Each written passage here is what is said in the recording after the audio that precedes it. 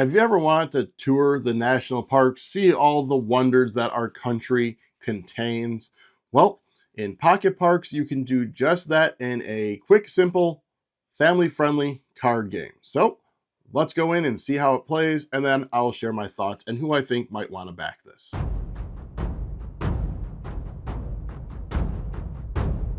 All right, let's really quick get into how to play Pocket Parks. So the first thing you're going to do is you're going to shuffle up all the cards, and you're going to deal each player 6 cards. You are going to flip the top card of the deck over to start the Parks discard pile. There will be an Events discard pile. You can place it right next to it, or you can place it to the other side of the deck. That's what we like to do. That way they are separated. You then can choose who you want to go first. Their suggestions may be the last person to visit a national park. Then they are going to go. So on a player's turn, they have 3 options that they can do. They can play a set of cards from their hand. A set of cards is going to be a 2, 3, or 4 cards that share the same symbol on their cards. There is a bunch of different icons. There's an indication of all of those. However, if any of them have this black star, that is a night sky or a dark sky card. You cannot use that unless you play a specific card that would allow you to do so. So going back to playing sets, now that I got some stuff in my hand, we can go ahead and on our turn, we can play these 2 cards. That would be my turn. The next player would go. Jumping ahead to a future turn, say I have this in my hand. Instead of playing out a set, you can go ahead and add a card to a set. You can have up to 4. So the next option is I can draw 2 cards. You can draw the cards from the park deck, or the park discard, or the park deck. So looking at my hand, I'm going to say, you know what, let's go ahead and draw this card, and then we'll draw one from the top of the deck. Now at this point, you have 2 different options. You have to either discard a card from your hand, and it's got to be a park card, or it's got to be a purple one that is a reactive event card. You cannot just discard the normal event cards. Or you can play an event card. Your blue ones are usually something good that happens. Your red ones are usually something that is a negative effect. So in this instance, maybe I'll go ahead and I will just discard this purple one. I'm not going to want to do that one. Then it go to the next player. So the third thing you can do on your turn is you can steal a card from your opponent's sets or from their hand. And you can steal up to 2 cards, and when you go to steal it, you can discard any 2 cards, even those event cards that you normally can't, or 1 dark sky card. So for every dark sky card or 2 cards that you discard, you can steal 1 card from one of their sets or 1 from their hand. There are 2 special rules that can happen at any time, and that is a park tour or all the parks. A park tour is, say you have 4 of a kind in your hand. That is normally the limit to what you can play out, and someone discards the 5th. You can say park tour. You take that card, you add it to the 4 from your hand to have a set of 5. Your turn is done. The next player would go. Alternatively, you can say all of the parks, which would be having 9 of a kind, whether 8 in your hand and 1 gets discarded, or having all 9 cards in your hand. You would say all the parks, lay out the 9 cards. You won that round. We move into scoring. But so after you do one of the 3 actions, you are going to make sure you are at the hand limit. You have a hand limit of 9 cards. If at any point you have 0 cards in your hand, you'll draw 2 cards from the deck. So the typical way a round will end is when someone has played at least 3 sets, and it's a 2, at least a 2, at least a 3, and at least a 4. So they need to have a minimum of 3 sets and at least a 2, 3, and 4. You could say have a 2 and 2 4s. You could have like 2 2s, a 3, and a 4, etc. But once someone has a 2, a 3, and a 4 at least, then the round will end, and you'll move into end round scoring. The round winner is going to score points one certain way. All the other players will score it a separate way. So in this instance, for a round winner, every set of 2 and 3 is a point, a set of 4 is 2 points, a set of 5 is 2 points. If they're able to get 9 cards, it's 9 points. Other players are 0, 1, 2, and 2. So in this instance, this would be 1, 2, 4 points for that. You are going to play over 3 rounds, and whoever has the most points after 3 rounds is the winner.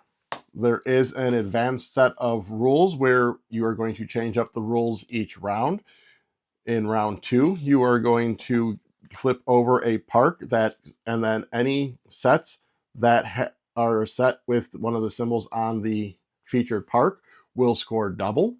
And then the third round, you have the featured park as well, but then you're going to have priority, where if you have to have the biggest set of the denoted icon in front of you.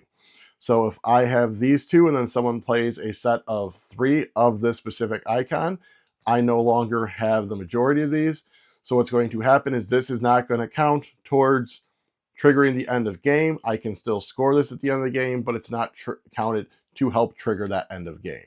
But then if I end up getting more than they do, then I would regain my majority. If there is a tie, the tie is broken by whoever has the newest park up in the corner. But that is the basics on how to play Pocket Parks. Let's go ahead and get into my thoughts on it.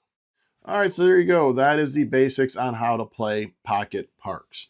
So we first saw Pocket Parks at Origins, and Bri immediately fell in love with it. She saw it before I did. I was off doing things, but she saw it and made sure to bring me back to check it out. So one of the things that really drew us and drew her to this is that familiar gameplay. You start off with that base of having like a rummy-esque set collection aspect to it, but then you kind of tweak it with, those action cards and ability to steal from people, and then the whole park tour and all the parks. So it kind of, adds some elements to the gameplay. And with that familiarness to it and just the beautiful photographs and all that, in the best possible way, this is a game that feels like a game you grew up with. This has a very nostalgic look and feel to it that is going to make it fit well in family game collections. This is going to be one that, you're going to pull out and you're going to be like, oh, this looks it's so inviting. It's just so reminiscent. It looks like something, like I said, that you grew up with. Especially so if you are people who have gone and traveled these different parks or live near some of these parks. It's really cool that you are able to, reminisce about that while looking at these. It's really cool they put the facts on it. It's really cool that they put the coordinates of where the pictures were taken. So you can go and find those exact coordinates and compare the picture to the card. All of that just really adds a level of care and personal touch to the game. It gives it this sense that you can understand why the game designer did what they did with this game. Getting into those icons, it's really cool that, the icons, they denote something specific about that park. So it's not just, abstracted out. It's not just a game element thrown on there for no reason. Like the numbers on them are indicative of what number national park they are. The icons are like old parks, new parks. What features do they have? All of that. So the fact that all those icons do matter and will kind of help you dictate, what other parks are, where can we go, or what can this park do? What does this park have to offer? So it adds that whole learning experience as well.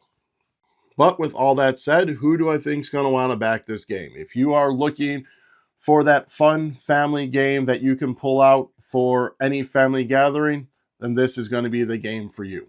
If you want this to be the starter to a game night, this can be it for you, especially with those added rules of adding a feature park in round 2 and then the feature park in the majority in round 3. That definitely increases that strategic element in the game to take it to that next level where it will get you ready for another game night. If you are a nature lover and looking for a game to bring out with you as you travel nature, then this is going to be a good one for you to experience nature while playing a game about nature. If you are into beautiful photography in board games or card games, and again, this one's going to be for you as all the cards feature those beautiful photographs. If you are one who is interested in the national parks, again, this is going to be one for you as you will learn about the national parks and be able to experience them through those pictures. Alrighty, so if this is something that interests you, go ahead and head down below. I'll have a link to the campaign down there. While you're down there, if you want to go ahead and hit like, subscribe, comment, share, ring the bell. Let me know if you've been to any of the national parks and which one is your favorite. All right, with that, I'll say get out and enjoy those parks.